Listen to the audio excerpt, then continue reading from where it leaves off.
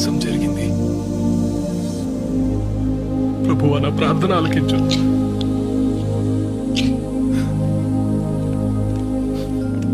నా మొరని యుద్ధకు రానివ్వు. నా కష్ట సమయాన్న నీ ముఖాన్ని నాకు దాచుకు. చెవి యొక్కుము. నేను నిన్ను పిలిచినప్పుడు నాకు వెంటనే జవాబివ్వు.